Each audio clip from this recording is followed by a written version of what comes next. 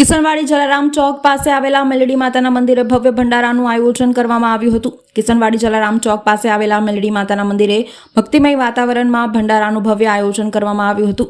મેલડી માતાનું ધામ ભક્તો મોટી સંખ્યામાં આવતા હોય છે અને આસ્થાનું કેન્દ્ર છે આ ધામ। વર્ષો દરમિયાન મંદિર પરિષદમાં અનેક ધાર્મિક અને આધ્યાત્મિક કાર્યક્રમોનું આયોજન થતું હોય છે। આ કડીમાં હાલમાં જ માતાજીના આશીર્વાદથી ભવ્ય મહાપ્રસાદીનું આયોજન કરવામાં આવ્યું હતું। છેલ્લા 8 વર્ષોથી મંદિરના ભુવાજી કૃષ્ણાભાઈ અને તેમના સહયોગી કાર્યકર્તાઓની નિષ્ઠા અને સમર્પણથી આ કાર્યક્રમ સફળતાપૂર્વક યોજાયો હતો।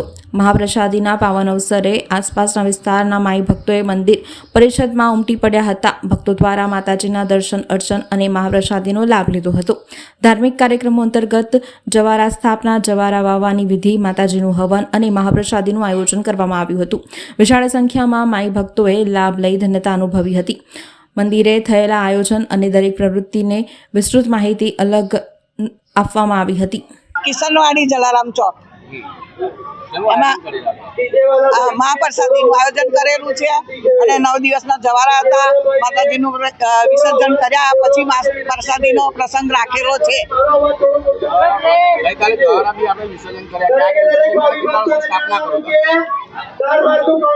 વર્ષથી આ કિશનવાડીમાં જલારામ ચોક કરીને એક વિસ્તાર છે આજવા રોડ પાસે। અહીંયા ઘણા સમયથી અમારા કૃષ્ણ બુવાજીના તરફથી ભવ્યથી ભવ્ય ભંડારાનું આયોજન કરવામાં આવે છે। તમે જોઈ શકો છો હજારોની સંખ્યામાં લોકો પ્રસાદનો લાભ લઈ રહ્યા છે અને આનાથી બી આગળ આ કાર્યક્રમ ચાલતો રહેશે।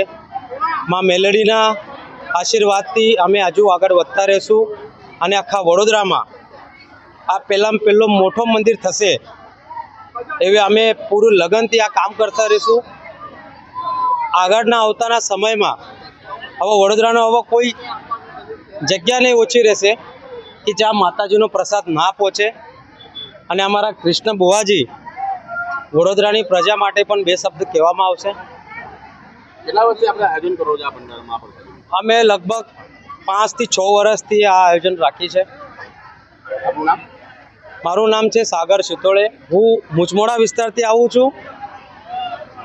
આ મારા બધા મિત્રો ખાસા સમયથી એમના સાથે જોડાયેલા છે અને જોડતા રહીશું।